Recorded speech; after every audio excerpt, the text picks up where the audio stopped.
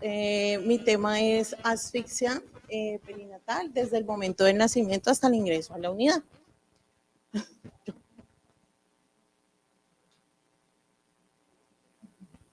Entonces, ¿qué es la asfixia neonatal? Es un proceso bioquímico que se le produce al bebé por falta de oxígeno o por falta inadecuada de perfusión tisular a los tejidos. Aproximadamente el 10% de los recién nacidos requieren asistencia para la respiración al momento de nacer y solo el 1% de ellos requerirá una reanimación avanzada. ¿Cuáles son los factores de riesgo durante el preparto? Entonces, a nivel materno, ¿cuáles encontramos? Hemorragias en el segundo y en el tercer trimestre, trastornos tiroideos, lupus eritematoso. En cuanto a los uteroplacentarios, entonces, ¿qué podemos encontrar? Un circular de cordón irreductible y anormalidades anatómicas de los bebés. En cuanto a los obstétricos, entonces encontramos polidramnios y oligohidramnios. Y ya a nivel fetal encontramos fetos que nacen antes de la semana 37 o después de la semana 41. Macrosomía fetal, restricciones del crecimiento intrauterino. Percepción de la madre de disminución de los movimientos fetales que también se puede presentar. En cuanto al periparto, que es ya el momento cuando inicia pues, el trabajo de parto como tal, el nacimiento, encontramos en cuanto a los maternos, la administración de la anestesia, que muchas veces causa en estos pacientes o que empezamos que el bebé está desacelerando, o que el bebé algo pasa, porque pues luego de la administración de la anestesia peridural, siempre el paciente debe estar monitorizado. Eso es una regla, es una norma y es una ley.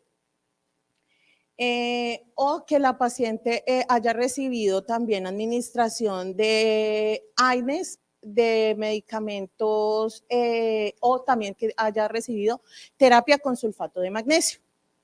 En cuanto a los uteroplacentarios, entonces, alteración de la dinámica uterina, ya puede ser que la paciente empiece a tener más de 5 contracciones en 10 minutos, que esté haciendo una policistolia, que una hemorragia durante el trabajo de parto.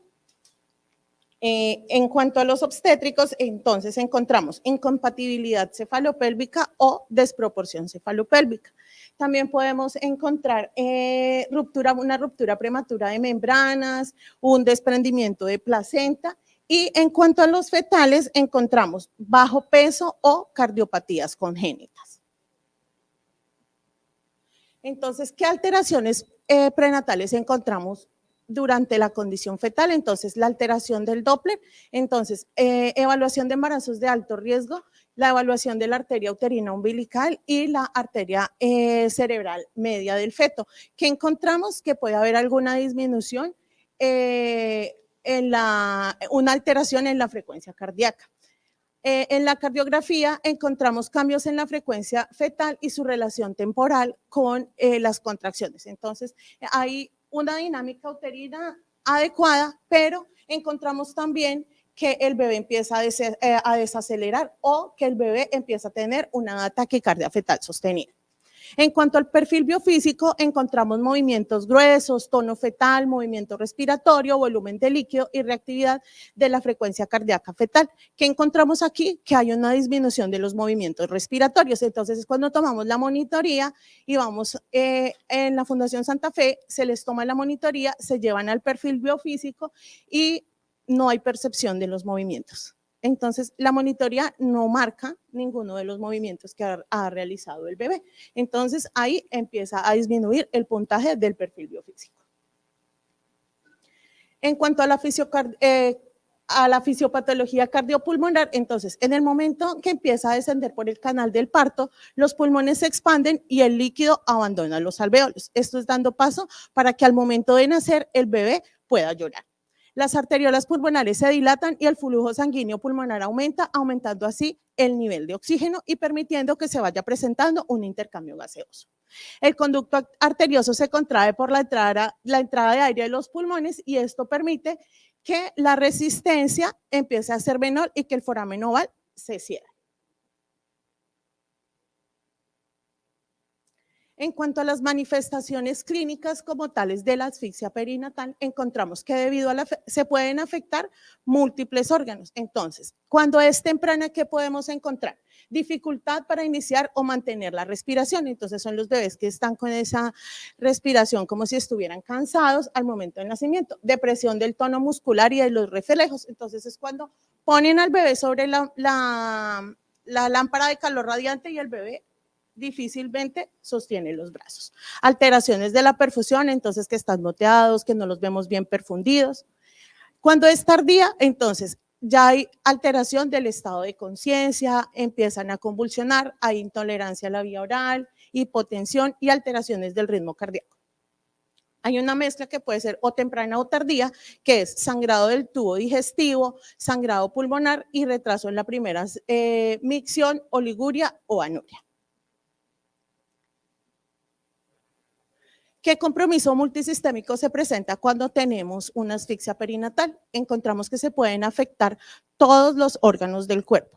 Entonces, en cuanto al sistema nervioso central que encontramos, hay una encefalopatía hipóxico-isquémica, hay infarto, hay hemorragia intracraneal, hay muerte cerebral. Encontramos que son los pacientes que muchas veces trasladamos a la unidad y cuando vemos que los entregamos, entonces le dicen, jefe, por favor, pídale una eco transfontanela.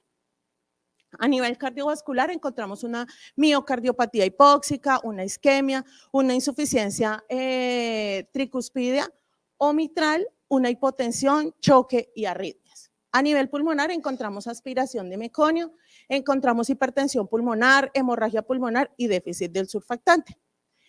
A nivel renal, necrosis del tubo, necrosis tubular aguda, insuficiencia renal aguda, oliguria, hematuria o proteinuria. En cuanto a las glándulas suprarrenales, encontramos que hay hemorragia suprarrenal. A nivel hematológico, estos pacienticos muchas veces hacen una trombocitopenia o una coagulación intravascular diseminada. A nivel digestivo, úlceras con hemorragias, necrosis enterocolitis necrotizante, iliometabólico, enterocolitis y disfunción hepática. Ya a nivel metabólico, encontramos hipoglicemia, hipocalcemia, acidosis metabólica, hiperpotasemia, hiponatremia y alteración de la termorregulación. Son los pacientes que muchas veces son llevados a protocolos de hipotermia. Y a nivel cutáneo, necrosis grasa subcutánea, son los pacienticos pues, que ya vemos que hicieron un daño generalizado por la necrosis y por la falta de riego sanguíneo a sus tejidos. Hay unos diagnósticos que son, los podemos clasificar en esenciales y subjetivos y sugestivos. Entonces, en los esenciales que encontramos una acidosis metabólica donde el pH es mayor de 7, mayor o igual a 7. Encontramos alteraciones neurológicas donde ya podemos encontrar o podemos ver una falla multisistémica. Encontramos también un Apgar de 0 a 3 durante los primeros 5 minutos de vida. Encefalopatía hipóxico-isquémica moderada o severa. En cuanto a los sugestivos, encontramos pues que ya esto es un evento centinela que puede presentarse, ¿por qué? Por un desprendimiento de placenta, un prolapso de cordón, entonces está clasificado aquí. Un deterioro súbito o sostenido de una fetocardia fetal baja, entonces son los pacientes que entramos y detectamos que la fetocardia no da más de 60, 70, pero ¿qué pasa? Es la frecuencia cardíaca de la mamá, no es la del bebé, no es la mamá, entonces hay que estar muy pendientes de esto. Hay evidencia de la alteración aguda mediante técnicas pues ya de neuroimagen para ya empezar a detectar qué nivel de daño tenemos. Cuando hablamos de la encefalopatía hipóxico-isquémica, ¿qué podemos encontrar? Este es un síndrome caracterizado por que el recién nacido no puede mantener la función neuronal, la función respiratoria y los movimientos en de una manera adecuada. Entonces es cuando es el bebé que está totalmente deprimido y que no genera ningún tipo de movimiento. ¿Qué desencadena cada uno de estos? Entonces, una hipoxia que presenta, estos son los bebés que hacen crisis convulsivas permanentes, una isquemia que reduce la glucosa a nivel del cerebro, una deflexión energética, que es cuando ya hay pérdida total del ATP, y una inflamación de los mediadores de la inflamación. Entonces son los bebés que ya llegan a un choque séptico. Aquí hay una manera de clasificarlos, que es por medio del Sarnat, que entonces hay un tipo de clasificación y de acuerdo a lo que estamos buscando, entonces encontramos qué tipo de clasificación le podemos dar. Entonces, si el Sarnat 1, entonces está en hiperalerta, no necesita ventilación, problemas de alimentación, está de tono irritable, no presenta convulsiones, y esta es que tiene el 1% de riesgo de muerte. El Sarnat 2, que es el moderado, entonces es un bebé que está en estado mental letárgico, necesidad de ventilación no, problemas de alimentación moderado, un tono aumentado, convulsiones sí, y está en una muerte del 25%.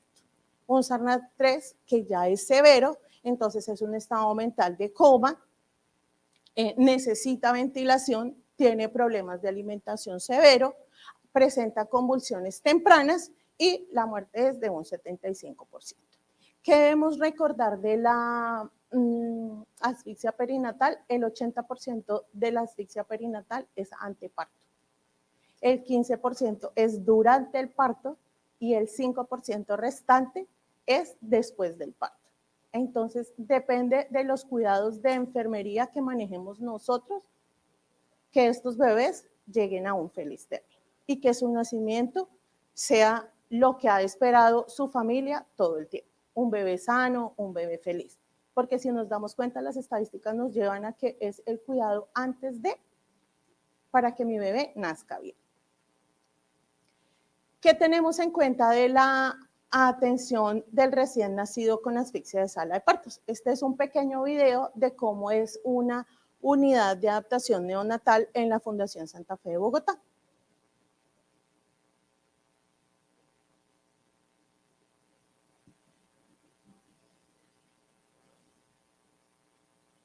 ¿Qué es lo primordial que nosotros como enfermeras debemos garantizar y tener en cuenta al momento de tener una adaptación neonatal?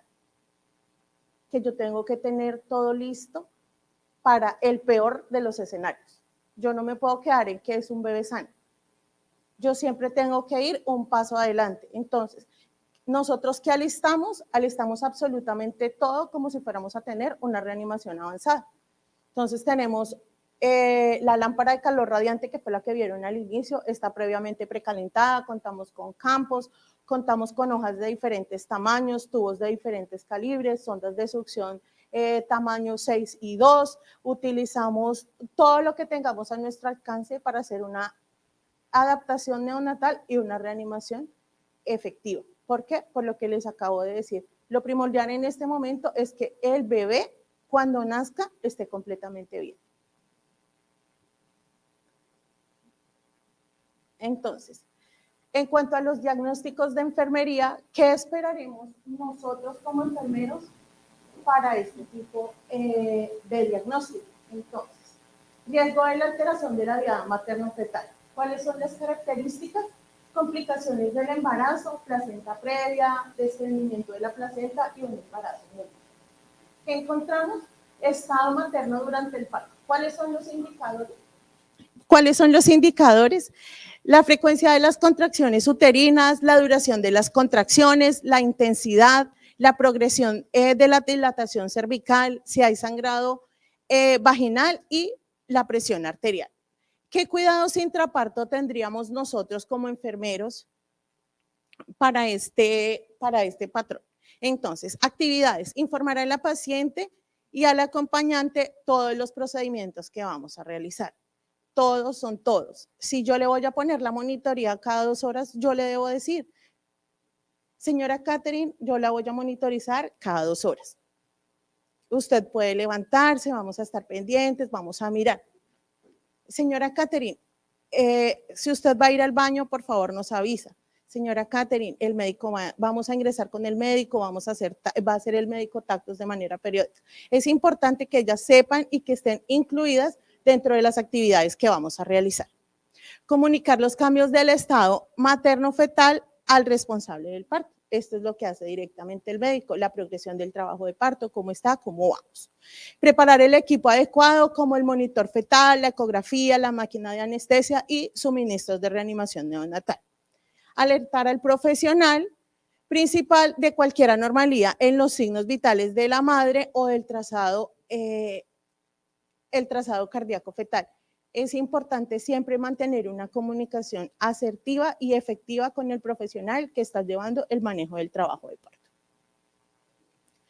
En el riesgo de asfixia, entonces, ¿cuáles son las características? Alteración en el funcionamiento cognitivo, conocimientos insuficientes sobre las precauciones de seguridad y deterioro del funcionamiento motor. En cuanto a lo que encontramos y cuáles son sus indicadores, reconoce los signos y los síntomas que indican riesgo, identifica posibles riesgos para la salud y utiliza los recursos para mantenerse informados sobre los riesgos personales. ¿Qué es lo que identificamos de estos riesgos? Revisar todos los antecedentes médicos para determinar las evidencias y así poder yo identificar todos los diagnósticos que tenemos de todo lo que han hablado mis compañeras ahora, que es el parto humanizado, que cada paciente llega con una creencia, son cosas que debemos respetar, pero que también debemos conocer para poder hacer un cuidado de enfermería encaminado al bienestar de la paciente. Determinar la disponibilidad y la calidad de los recursos, determinar el cumplimiento de los tratamientos médicos y de enfermería y planificar el seguimiento a largo plazo de las estrategias y actividades de reducción del riesgo, siempre en pro del binomio madre-hijo. Afrontamiento familiar comprometido. Entonces, características. Reacciona con preocupación al temor, el duelo anticipado, la culpa, la ansiedad ante la enfermedad o la incapacidad o cualquier otra crisis. ¿Cuál es el NOC? La superación de los problemas. Utiliza el apoyo social disponible, verbaliza la aceptación de la situación, identifica posibles riesgos de salud, evita situaciones excesivamente estresantes y verbaliza la aceptación de la situación. En cuanto a los NIC, entonces encontramos aumentar los sistemas de apoyo o implicación familiar. Implica a la familia, los seres queridos, los amigos y a la planificación. Favorecer, otro cuidado sería favorecer los cuidados por parte de los miembros de la familia durante la hospitalización cuando esto sea posible y determinar la convivencia de las redes sociales existentes. En esto es importante acompañar a las mamás. Nosotros nos centramos muchas veces en que nació el bebé, hicimos la reanimación, subimos el bebé, pero se nos olvida que queda la mamá. Entonces, sí es necesario apoyar con psicología, con psiquiatría, con todo lo que tengamos para que este momento difícil de la paciente podamos entender también que era el nacimiento de un bebé, es el plus de toda familia, es el acontecimiento más importante para la sociedad. Y si en ese momento se había alterado, entonces cuando ya empezamos nosotros a apoyar en esa parte al núcleo familiar. Ansiedad. Entonces, ¿qué características encontramos? Angustia, incertidumbre, desesperanza dolorosa y creciente. El patrón, entonces, está la aceptación del estado de salud. ¿Qué indicadores tenemos? Reconocimiento de la realidad de la situación de salud, realización de tareas y cuidados personales. Entonces, ¿qué vamos a trabajar? La disminución de la ansiedad. ¿Cómo lo hacemos? Explicar todos los procedimientos, incluyendo las posibles sanciones que puede experimentar durante el procedimiento. Muchas veces ellas refieren que de pronto hicieron algo mal, que ellas se sienten culpables, que por qué les pasó a ellas, que por qué su bebé no lloró, que por qué su bebé está así. Todas esas cosas las debemos explicar. Tratar de comprender la perspectiva del paciente sobre una situación estresante. Muchas veces nos van a llamar 1000 veces, nos van a preguntar todas veces lo mismo, pero siempre hay que ser asertivos al momento de comunicarnos y tratar de entender qué es lo que ellos están sintiendo. Tratar de crear un ambiente y también que facilite la confianza. Y esta es la bibliografía. Este es el equipo de sala de partos de la Fundación Santa Fe.